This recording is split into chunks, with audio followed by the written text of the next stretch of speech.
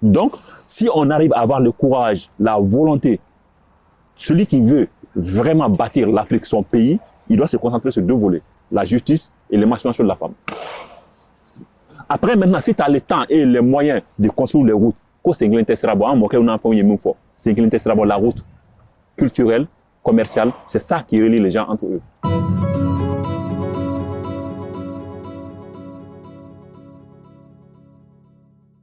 Toto Diarra, échec de la démocratie ou des démocrates non pratiquants. Ma première question, c'est, y a-t-il une définition universelle de la démocratie? Oui. Définition universelle de la démocratie, bon, c'est qu'on nous a appris évidemment, donc c'est un mot latin, hein, demos kratos, donc le pouvoir du peuple, aussi simple que ça. Donc le pouvoir du peuple. Est-il possible en Afrique de constituer dans chaque pays sa propre démocratie? Oui. Est-ce qu'on va l'appeler démocratie après son pouvoir plutôt, mais sa démocratie... Sa gouvernance plutôt. La gouvernance, exactement. Le mot, voilà, c'est ça, la gouvernance. Donc, mais la démocratie, il n'y en a pas deux. Hein. Donc, c'est le pouvoir du peuple, par le peuple, pour le peuple. Alors, dire qu'en Afrique, par rapport à notre conception de la chose, notre psychologie du pouvoir, le respect du droit d'aînesse, par exemple, le dougoutique, les chefs du village, le respect pour le chef du village, ça, c'est pas de la démocratie, mais dans l'application de la vie quotidienne, on fait souvent appel à la démocratie. Donc oui, on peut faire la démocratie en Afrique à notre manière, mais pas comme on l'a envoyé, les pouvoirs du peuple par le peuple. Parce qu'en fait, le peuple ne peut pas diriger. En fait, tu mets 1000 personnes ensemble, tu leur demandes de faire quelque chose, il faut un leader, sinon c'est pas possible. Parce que compte tenu des divergences d'idées, les divergences parce qu'on n'a pas vécu dans les mêmes milieux, même si on a vécu dans les mêmes milieux, on n'a pas les mêmes éducations. Mon père, tel père est violent, l'autre il est très calme, l'autre il est responsable, l'autre il est irresponsable, fait que on aura différentes façons de voir les choses.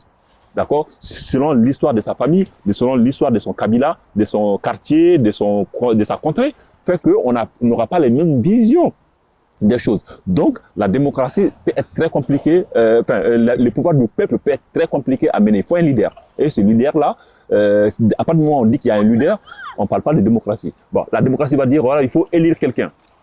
C'est ça le pire. On se met ensemble, on met quelqu'un en face, et c'est lui qui impose sa vision à nous. La vaccination, par exemple. Macron a été mis à la tête du truc.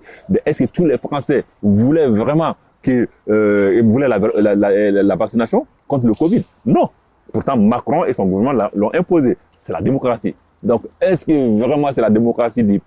Non. Voilà, je laisse chacun voir de son truc.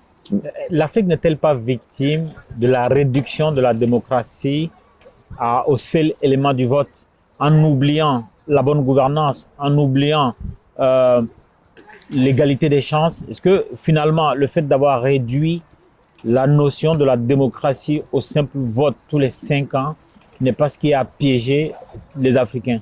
Oui, parce que tout à fait. La démocratie électorale, je vais l'appeler comme ça, juste des élections et après on passe à autre chose. Même si on arrive à comprendre la démocratie, on ne peut pas l'appliquer parce que c'est contraire à nos règles, en fait, c'est contraire à nos façons de faire les choses. D'accord? Donc, le pouvoir est là, c'est ça qui fait que nous sommes en retard. Hein. On n'arrive pas à la maîtriser, on ne peut pas la maîtriser. Donc, quelque part, si on n'arrive pas à la maîtriser, est-ce qu'on peut l'adapter? Ça, c'est autre chose. Peut-être que ça viendra après, mais ça, il faut l'adapter ou pas. Mais pour aujourd'hui, on ne peut pas, on n'arrive pas. On n'arrive pas à le faire parce que même en Europe, ils ont du mal. Aux États-Unis, qu'on appelle la grande démocratie, c'est eux qui sont en train de l'imposer, évidemment. On a vu avec l'élection de Donald Trump, on voit ce qui se passe avec Donald Trump en ce moment. Donc, est-ce que cette démocratie-ci, eux-mêmes, ils n'arrivent pas à la maîtriser comme il faut? Mais est-ce que les Africains parviendront? Je ne pense pas. Surtout qu'ils ont des institutions. Même si le président n'est pas là, les institutions vont marcher. En Afrique, on n'a pas ça. En fait, tout est sur une seule personne. Pourquoi? Parce qu'on est, en fait, fama. Nous, on appelle ça le fama. Donc, celui qui est au-dessus de tout le monde, sa conscience vaut celui du reste du peuple. C'est pas la démocratie dans ces cas-là. Mais on va élire quelqu'un pour qu'il nous fasse ça. Donc, c'est pas la démocratie. C'est très compliqué de comprendre ça parce que notre perception du pouvoir n'est pas respectée. On te dit, par exemple, pour ne pas s'éparpiller, je vais juste dire, quelqu'un qui rentre dans un gouvernement, il vole de l'argent et avec cet argent, il fait des campagnes. Il fait la campagne, il devient président. comment veux-tu que je le respecte? Mais pourtant, il va être validé par tout le monde. À la radio, à la télé, au niveau des institutions internationales, c'est lui qui va être respecté. Mais en réalité, tout le monde sait comment il est parvenu. C'est quelqu'un qui ne pourra même pas être capable d'être chef de village, c'est le même chef du quartier, il ne pourra pas aller. Mais il est président de la République. Donc, lui, il sait très bien comment il est là aussi. Ben, il n'est pas chef, il n'a pas le mérite d'être chef. Il est là pour se remplir les poches. Ben, que ça marche bien ou ça ne marche pas bien, tant que sa famille et son alentour est bien, ben, c'est ce qu'on vit en Afrique aujourd'hui. C'est pour ça que ça ne marche pas, il y a toujours des problèmes. Quel constat on peut faire depuis les années 90 où on a programmé, téléguidé, exporté la démocratie de l'Europe vers l'Afrique? Quel constat pouvons-nous faire aujourd'hui? Constat d'échec. Constat d'échec parce que, compte tenu de l'exemple que je viens de donner, ce n'est même plus ça. C'est le fait que le colon, je vais l'appeler, il faut appeler le chat un chat par son nom, un chat et la France. Donc tout le monde est au courant, c'est un secret de polichinelle, comme quoi nos présidents sont validés par l'Europe, par la France. Donc si c'est les Anglais, c'est par l'Angleterre, le Commonwealth. Si c'est la France, si c'est les francophones, c'est la France. Donc quelque part, si ils veulent que tu sois président, ils vont donner les moyens. Ils vont te donner les informations, de l'argent, et la visibilité au niveau de la communication, de la com. C'est ça qui importe le plus. Et du coup, c'est celui qui parviendra à être président qui est validé d'abord en tant que candidat par la France. Et on sait très bien qu'en Europe, je ne dis pas qu'ils vivent de nous, mais ils ont des intérêts chez nous et ils veulent que ça soit garanti par quelqu'un qui mettront en place. Et du coup, cette personne-là qui fait l'affaire de l'Europe ne peut pas faire l'affaire des Africains. C'est pour ça que ça ne va pas. Donc, c'est un constat d'échec. Ça ne veut pas dire que tout le monde est mauvais. Il y en a qui arrivent à faire un peu de trucs à côté et servir l'Europe de l'autre côté. Ce constat d'échec dont tu parles, est-ce que c'est la faute à la structure de la démocratie ou est-ce que c'est la faute des démocrates non pratiquants? Alors, pour moi, la démocratie, elle est parfaite. Dans la conception théorique, le pouvoir du peuple, par le peuple, pour le peuple. Il n'y a pas mieux. Mais qui est capable de le faire? Même en Grèce, ce n'était pas possible. Même à l'époque du César, où il y avait des votes au Sénat, César, il a fini comment? Il a fini tué par Brutus. Héliopolis, on va dire, en Grèce. Donc, il y avait des trucs Sparte et tout ça. Donc, la démocratie, en réalité, depuis des millénaires, on n'arrive pas à la maîtriser. Et on demande aux Africains de la maîtriser en 30 ans. C'est pas possible. Donc, le constat, c'est quoi? Si on n'arrive pas à la maîtriser, pourquoi ne pas s'inventer une façon qui est une manière ou bien une politique ou bien une façon de gouvernance propre à nous, que nous comprenons nous-mêmes. D'autant plus qu'on a des exemples en façon miniature, pourquoi ne pas l'adapter en grandeur nature, nos villages. Quand un chef de village, personne ne pense à faire un coup d'état à un chef de village. Personne.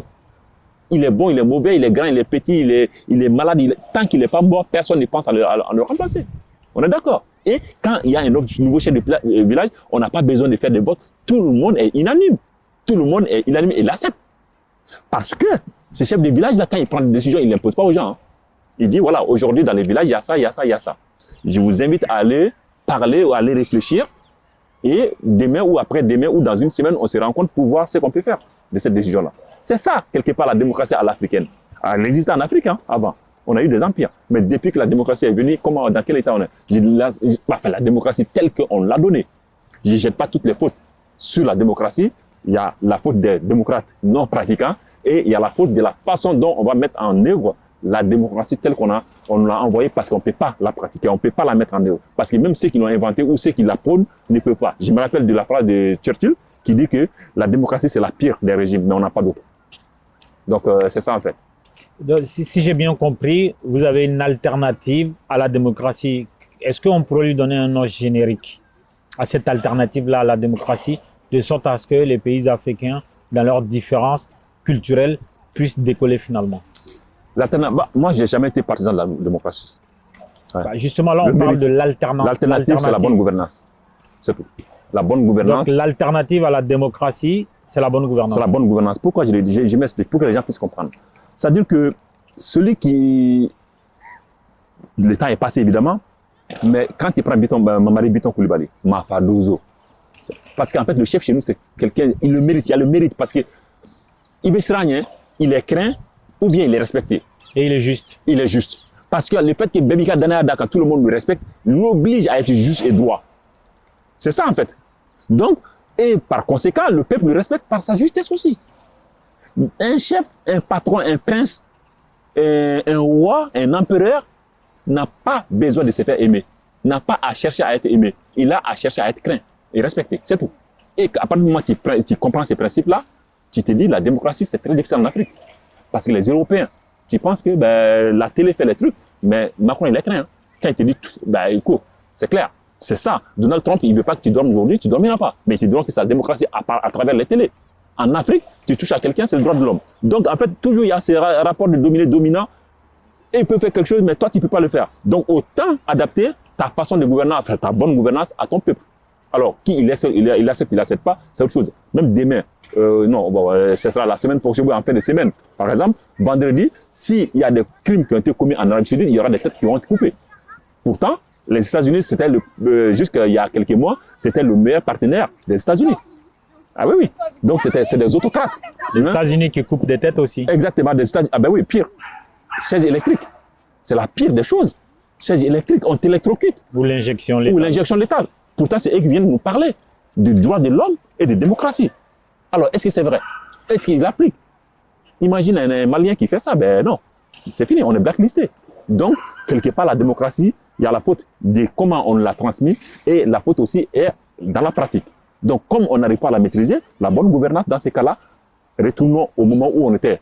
Je ne dis pas point pour point, mais l'adapter à la situation actuelle et aller de l'avant. Parce qu'on n'arrive pas à la maîtriser et on ne veut pas se donner les moyens de l'inventer. Donc, ayons le courage et la volonté de notre politique de gouvernance.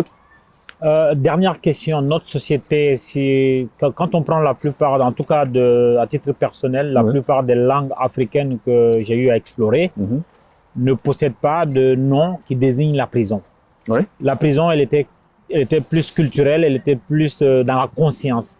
Et quand on prend la culture du Mandé, il y a quelque chose, une notion qu'on appelle le Nyama. Il y a le Nyama, il y a la peur du Nyama, il y a, si on peut appeler ça, le karma. Est-ce que ces notions-là ont aujourd'hui une place dans le modèle que tu promets, c'est-à-dire la bonne gouvernance? Est-ce que la peur du Nyama, la peur de la transgression qui pourrait se retourner contre nous et nous créer soit à nous-mêmes du malheur ou à notre descendance, est-ce qu'aujourd'hui ça a sa place dans le modèle que tu es en train de promouvoir? Sous la génération actuelle, non. Ben, c'est des choses, par exemple, quand on nous demande, on a parlé de wokisme dans une émission passée. En fait, c'est pas pour toi aujourd'hui, c'est pas pour ta femme, c'est pas pour la génération actuelle. C'est-à-dire que quand on veut convaincre une génération de quelque chose, on va commencer à l'injecter, il va les rejeter, on va les rejeter. Mais c'est pour nos enfants. En fait, ils se disent, bon, ben, nous, on est indifférents, on n'est pas concernés. Mais ils ont déjà commencé à imprimer. En fait, au lieu de les repulser, ils deviennent indifférents. Et à la fin, ils vont, en fait, commencer à l'accepter. C'est ça, en fait, c'est sur des années. C'est des procédures, en fait, sur des années et des années. Donc, en Afrique, les Nyama et tout, si on veut le réintégrer, il faut qu'on commence à le faire à nos enfants. Il faut prendre soin de nos enfants et de nos femmes, de nos mamans. Très important. Parce que la place de la femme n'est pas très, très honorée en Afrique. On l'a abandonné. Parce que la culture européenne, évidemment, parce que quand on prend en compte la femme, c'est en 1905 que la femme a commencé à être considérée comme humaine plutôt. Pourquoi? Par exemple, ils n'avaient même pas droit à des inventions. Par exemple, Marie Curie. Pourquoi Pierre et Marie Curie? Pourquoi on a ajouté le nom de sa femme, de son mari là-dessus? La France était évoluée en plus. Hein. Ils ont ajouté le nom de son mari parce que elle n'avait pas le droit d'avoir un brevet. Einstein, on dit qu'il est l'homme le plus intelligent. Ah non, les inventions, c'est sa femme. Mais on ne peut pas mettre le nom de sa femme parce qu'elle n'avait pas le droit. En Afrique, nous, on avait des Nyéléni, des trucs à l'époque. Bon, même si c'est des légendes et des mythes. Et l'Afrique avait une société matriarcale. Matriarcale, exactement. C'est le croisement avec la société occidentale et l'islamisation et le christianisme. Justement, qui l'ont transformé en société matriarcale. Perverti. Il faut aller mieux. C'est vraiment unique. Perverti. Nos mamans, on les a. Sauf que il faut se dire ça. Tout le monde doit le retenir. Tu maltraites une femme, elle fera un enfant maltraité. Tu mets en esclavage une femme, elle fera que des esclaves. Ça, c'est inconcevable. Tu fais une femme soumise, elle fera que des enfants soumis. Et là, notre problème, on peut que s'en prendre. Ça part de l'éducation. Donc, si on arrive à avoir le courage, la volonté, celui qui veut vraiment bâtir l'Afrique, son pays, il doit se concentrer sur deux volets. La justice et l'émancipation de la femme. Après, maintenant, si tu as le temps et les moyens de construire les routes, ko senglente sirabo an mokɛ n'a fɛnw ye min fɔ senglente sirabo la route culturelle commerciale c'est ça qui relie les gens entre eux donc c'est au niveau économique industriel ou bien même culturel dans les échanges entre les humains les routes la femme et la justice tu maîtrises ces trois là c'est fini le reste ça vient tout seul l'être humain est capable on n'a pas besoin qu'on vienne nous dicter faire ça faire comme ci faire comme ça on n'est pas des animaux. Donc, on peut s'émanciper autrement qu'en faisant les régimes, les façons de gouverner qui viennent d'ailleurs. Parce qu'on en avait avant et on a même été des empires avant, avec notre propre manière sans avoir à rencontrer d'autres personnes. D'ailleurs, c'est à la rencontre des autres notre déclin a commencé. La rencontre avec les Almoravides, c'est-à-dire les musulmans, et la chrétienté, les explorateurs qui sont venus prendre des informations sur nous parce qu'on était gentils. Même il y en a qui donnent leurs femmes. Dans certaines cultures, ça existe. Et ils ont pris ça pour de la faiblesse et de la peur. Donc, du coup, on s'est fait envahir et on s'est fait soumettre. Et là, on est dans les conséquences aujourd'hui. Il faut des générations. Mais la prise de conscience déjà est bien. Mais faut-il avoir maintenant les moyens de s'en sortir? Ça, c'est la réflexion que je laisse à chacun de faire à son niveau. Si chaque Malien ou chaque Africain, chaque Noir fait sa part du boulot, ben ça fera un ensemble et comme ça on pourra émerger. Merci Dr Diarra. Merci à toi aussi.